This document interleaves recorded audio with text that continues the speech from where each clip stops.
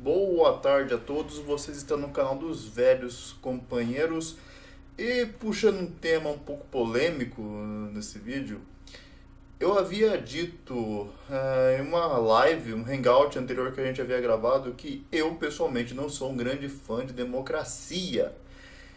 E isso para algumas pessoas pode soar uma coisa muito ruim.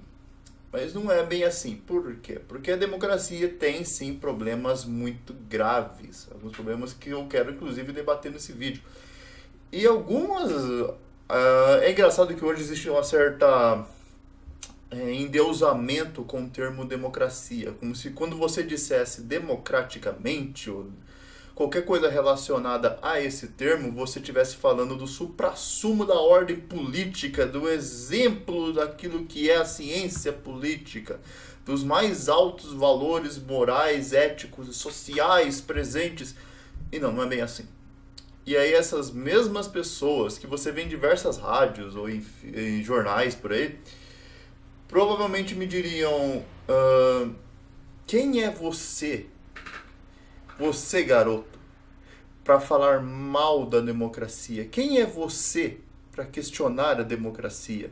E eu respondo para vocês: quem são vocês para questionarem Sócrates, Aristóteles e Platão? Os próprios problemas mais elementares do conceito democrático já haviam sido expostos há mais de 400 anos antes de Cristo. Sócrates, Aristóteles e Platão não gostavam de democracia. Veja a opinião que eles têm sobre, que você vai ficar em choque. Acho que o conceito mais interessante com relação aos problemas democráticos vem de uma simples afirmação socrática, que a maioria elegendo algo não significa qualidade. Números majoritários não garantem e não confirmam que aquilo é a melhor opção. Digamos que temos uma pauta política. Aquilo não vai beneficiar o povo. Aquilo vai ferrar o povo. E o povo elege aquilo por não compreender de fato o que é aquilo. Como a maioria votou a favor daquilo, aquilo foi aprovado. O povo se ferrou. Isso foi uma boa escolha? Independente dos números que votaram naquilo? É sempre bom destacar que os números que elegeram nesse país deixaram de eleger o Enéas para colocar um cachaceiro no lugar. É sempre bom a gente destacar isso. Um ponto muito importante que a filosofia grega debate sobre os problemas democráticos é que a grande maioria das pessoas, elas não pensam enquanto votam. Elas vão e simplesmente seguindo um conceito de maioria, votam naquilo sem entender muito bem o que estão fazendo. As pessoas não raciocinam na importância do próprio voto. Não entendem o que é de fato a ciência política e como ela funciona. Não entendem como funciona o marketing político. E acabam sendo manipulados pelo simples consenso popular.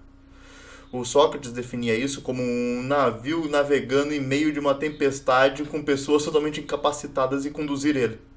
Você tem... O Enéas fala isso uma vez. Não é porque você quer muito pilotar um avião cheio de pessoas que eu vou deixar você pilotar um avião cheio de pessoas. A massa, em essência, ela não pensa, ela não é racional, ela é emocional. Então, quando você tem um político que tenha um discurso que consiga encantar as massas, isso vai funcionar de forma muito eficiente. E lado emocional, ele não é necessariamente o melhor caminho. E disso você já surge com esse problema que os gregos já levantavam. A democracia é você dar um excesso de poder para algo que não consegue compreender muito bem o que esse poder significa. E disso já surgem os problemas. Se você parar para pensar, o Sócrates, ele foi condenado de forma democrática. 52% condenaram ele à morte, 48% foram contra. Foi uma decisão democrática. Sim, mas foi uma boa decisão? Jesus Cristo foi condenado de forma democrática. Que o povo escolheu soltar um criminoso e condenar Jesus Cristo à crucificação. Foi uma boa escolha? Foi democrático, sim, mas foi boa? São perguntas diferentes. E isso já leva a uma série de questões sobre, por exemplo, você vê o Pôncio Pilatos, que ele simplesmente limpou as mãos. Porque é alguém que se manteve ausente à vontade daquela maioria que não entendeu muito bem quais eram as consequências de seus atos. Você tem um lado que detém o poder das mãos, que é omisso, e aquele que toma as decisões que não as compreendem. Aquele que tem o poder não sabe utilizar o poder, e aquele que toma a decisão não compreende suas decisões. O que a filosofia grega dizia, que até vai entrar um pouco na característica do rei filósofo do Platão, é que pessoas qualificadas são aquelas que deveriam votar. Não são qualquer uma, e sim aqueles mais qualificados para tal que devem votar, e apenas aqueles mais qualificados são aqueles que podem receber os votos.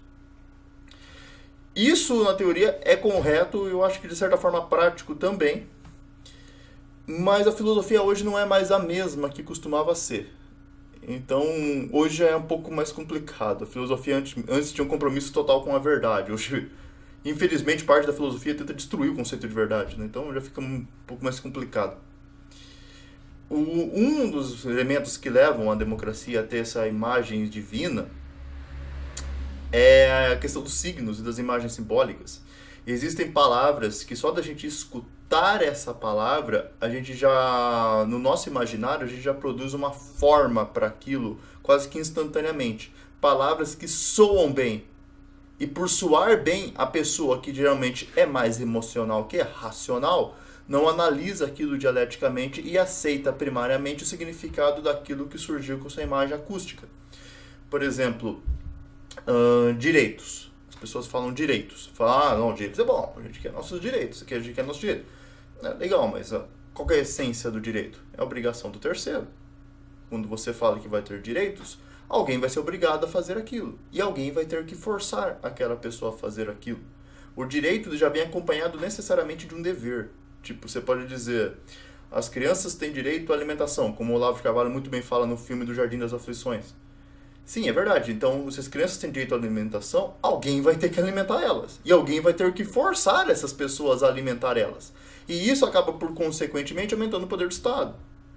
Você fala, por exemplo, educação. Educação é maravilhoso. As pessoas têm que ter educação. Sim, mas e se a educação for uma merda? Se for uma educação ruim? Isso vai gerar mais danos do que qualquer outra coisa. Não é porque a educação que é algo bom. Pode ser uma educação ruim. E isso é a ideia de pensar através de imagens e não analisar dialeticamente um fato. Você escuta aquela palavra e como aquilo já tem um som, já vem acompanhado de uma qualidade, uma característica que se torna o seu conceito. Que nem eu falei, por exemplo, do direito, eu falei da educação. E isso, então, já leva a uma coisa. Se as pessoas não funcionam de forma, em suas massas, de forma racional, e sim de forma emocional, os políticos populistas vão ter sempre vantagem do que de fato é o político intelectual. Aquelas pessoas que têm um discurso que consiga mover as multidões, seja ele certo ou seja ele errado, ele vai ter mais vantagem do que aquele que é primariamente alguém inteligente. Alguém que raciocina e se expõe de forma lógica. Porque é o emocional que move as massas. Disso até surge a ideia do rei filósofo, que o Platão falava muito bem, que filósofos deveriam se tornar reis ou reis deveriam se tornar filósofos. Que tem que ter essa característica. E as pessoas que vão votar têm que ser as pessoas filósofas também, que são aquelas inteligentes, capazes de compreender qual é o melhor destino para uma nação. Que nem eu disse, hoje infelizmente já não é mais tão assim. A filosofia já deu uma certa pirada. Isso, analisando a democracia do seu ponto mais essencial, seria basicamente dizer, mais democracia leva a mais números e acaba resultando em menos intelectualidade. É a questão sendo resolvida através dos números, e não através de uma análise dialética lógica sobre um assunto. Você tem um tema e você deixa exclusivamente para a decisão daquilo o número de pessoas que tomam participação na decisão daquilo, e não de fato uma análise eficiente sobre aquilo. E isso pode gerar problemas, sérios problemas. É até interessante que você vê aquela ideia que hoje democracia é praticamente um termo utilizado para o governo vai tomar controle de tudo, mas a gente vai usar o nome democrático. Por quê? Porque o Estado ele acaba se colocando como representante dos desejos do povo e de certa forma acaba sendo verdade numa democracia. De certa forma. Não é bem o caso do Brasil, como por exemplo a gente pode ver no referendo de 2006. 2006, 2008. Não, sobre o desarmamento. A gente pode ter visto aquilo. O povo votou contra o desarmamento. Eles não respeitaram aquilo e foda-se. Porque o Brasil é um lugar complicado, né? Mas de certa forma, na teoria, o Estado ele é o representante dos desejos do povo. Então isso eu preciso falar. Tudo isso aqui vai ser feito de forma democrática, que nós somos o representante do povo. Mas na verdade, o poder acaba sendo ficando limitado naqueles que possuem esse poder. O poder fica naquele que vai executar ele. Então quando você fala, isso aqui serão meios democráticos de fazer, é o Estado que vai tomar conta dizendo que está representando o povo, sem de fato estar representando o povo necessariamente.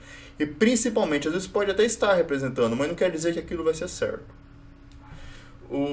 Isso até vem um pouco da filosofia do Hegel, que ele fala que o povo ele não sabe, ele quer ser feliz, mas ele não sabe como ser feliz. Então ele precisa de uma figura forte, poderosa, que lhe diga como ser feliz. E essa figura deveria ser o Estado. Então você pega o Estado de representante do povo, dizendo para ele o que ele tem que fazer para ele ser feliz. Então você põe o Estado como uma figura autoritária máxima de uma nação. Até vem aquela ideia, a ditadura, ela não surge da ausência de democracia, ela surge do excesso de democracia. Porque se a vontade do povo é absoluto, ele não é mais pautado dentro de valores morais. Se o povo eleger a destruição de uma nação, aquela nação tem que ser destruída. Se o povo eleger que alguém tem que ser morto, aquela pessoa tem que ser morta.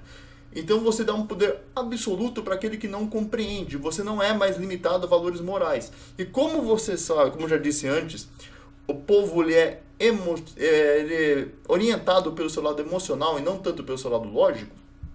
O governo vai compreender isso. Ele vai utilizar de todos os seus braços, seus tentáculos, para trabalhar este lado emocional do povo. Então, se eu tenho controle da mídia, se eu tenho controle da informação, eu posso orientar o povo a assinar todas as pautas que eu quiser. E como não vai ter uma limitação ética, moral para aquelas pautas, um governo totalmente democrata que tem o controle do seu povo nas mãos faz tudo o que ele quiser. E disso já surge o principal problema. A ditadura não surge da ausência de democracia, ela surge do excesso. Porque você derruba valores morais, você derruba os freios de um governo, e possuindo esse controle da população, você consegue fazer absolutamente tudo. Isso até surge a forma: a democracia será exercida pelo povo e contra ela será praticada. O povo quer a democracia, ele tem o poder, mas é contra ele que acaba sendo utilizado na prática. Dito isso, já fica meio claro que eu não sou um democrata. E pode parecer então que, por consequência, eu sou um republicano. Sim e não. Eu sou a favor que tenha limitações para todos os poderes. Eu não vejo uma figura, como eu posso dizer, onipotente dentro de uma sociedade. Isso não é um caminho. E numa república você tem ali uma certa limitação pautada em valores morais e éticos, diferente de certa forma de uma democracia. Mas ainda não, porque o formato de governo que ainda mais me agrada não é um sistema presidencial, não é um formato não é um formato presidencial. Eu sou em essência política um monarquista. Eu gosto de monarquia. Eu gosto de que os poderes consigam competir entre si. Um é limitado pelo outro, você tem um equilíbrio, você tem de fato um representante do povo ali, você tem poderes que conseguem equilibrar uns aos outros, e assim, por consequência, você não tem um poder que acabe disparando na frente do outro. É claro que na prática temos os nossos problemas da monarquia. Não existe um sistema político perfeito, mas as limitações naturais de uma monarquia e a sua pautação dentro de valores éticos me agradam muito mais do que nós vemos em uma democracia ou qualquer outro sistema. Qualquer visão de um sistema perfeito ou uma revolução perfeita é coisa de garoto mimado, é coisa de maluco. Até você vê, por exemplo, a questão do anarcocapitalismo, ele acaba sendo uma visão ilusória também. Por quê? Porque existe corrupção dentro do mercado, meu amigo. Se quer colocar o mercado como comandante de tudo, existe corrupção nele também. Você nunca trabalhou numa empresa? Nunca viu coisas erradas dentro de uma empresa? Todos os sistemas da nossa nação, por exemplo, estão corrompidos. Existe corrupção de mercado também. A diferença é que quando você faz anarcapitalismo, você está colocando o mercado como poder máximo, que também pode ser corrompido. Então, esperar que isso vai ser uma forma perfeita de governo, nem governo, anti-governo, mas que acaba sendo um governo, é loucura, é doideira. Então não é por aí o caminho. O principal intuito desse vídeo é, de certa forma, começar a iniciar um pensamento grego, porque eu quero falar bastante de Platão. Faz tempo que eu quero puxar uns vídeos sobre Platão aqui. Eu já escrevi alguns roteiros, umas pautas para poder falar sobre, e eu vou fazer alguns vídeos sobre Platão em breve, e já vou estar disponibilizando no canal. Acho que vou gravar hoje mesmo, inclusive. É isso que eu tinha para dizer por esse vídeo, acredito. Eu acho que ficou bem especificado aqui. Eu vou entrar mais em características do rei filósofo, do Platão, mais à frente. E esses são os problemas que eu tenho com a democracia. Ela é a pior coisa do mundo? Claro que não. Claro que não. Mas eu sou radicalmente contra uma visão idealizada, utópica sobre essa forma de governo, porque não é assim que funciona. É isso que eu tinha para dizer. Vejo vocês no próximo vídeo. Tchau, tchau.